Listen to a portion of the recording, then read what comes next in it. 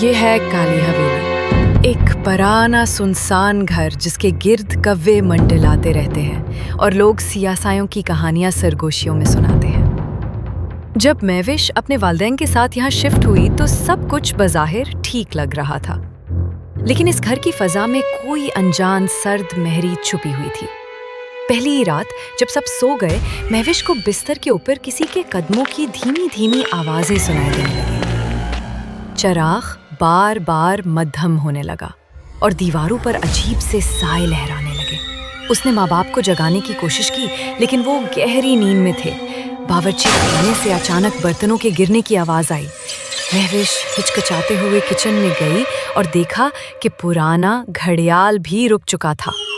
फर्श पर गिरे हुए टूटे बर्तन के चमकदार टुकड़े में उसे अपनी पुश्त पर एक सियाह अक्स नजर आया और उसकी सांस रुक सी गई। अचानक खिड़कियां जोर से बंद हो गईं, जैसे पूरे घर को कैद कर दिया हो।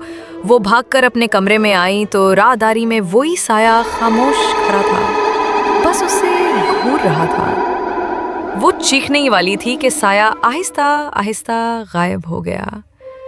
उसने कंबल ओढ़ लिया, लेकिन फौरन ही किसी की सर्द सांस उसकी गर्दन पर पड़ी और एक सरगोशी उसके कान में उभरी। तुम यहाँ नहीं रह सकती।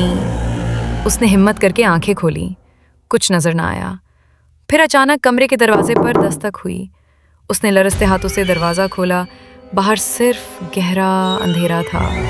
वो बाथरूम में गई और आईने में झांका। उसकी पीठ के पीछे एक स्याह साया खड़ा था। पलक झपकते ही वो गायब हो चुका था। रात के पिछले पहर छत पर भारी कदमों की दौड़ शुरू हो गई। उस शोर से उसके वालिदैन भी जाग गए। दरवाज़ा खुद ब खुद जोर से बंद हो गया, जैसे किसी ने सबको अंदर कैद कर दिया हो। कमरे के कोनों से स्याह धुआं सा फैलने लगा और फिर एक गरजदार सरगोशी गूंजी, चले जाओ अभी। सुबह होने तक महविश अपनी माँ के गले लगकर रोती रही। अगले ही दिन वो सब घर छोड़कर चले गए। जब वो गाड़ी में बैठकर हवेली से दूर हो रहे थे तो छत पर वही साया खामोशी से खड़ा उन्हें जाते हुए देख रहा था और आहिस्ता आहिस्ता मुस्कुरा रहा था।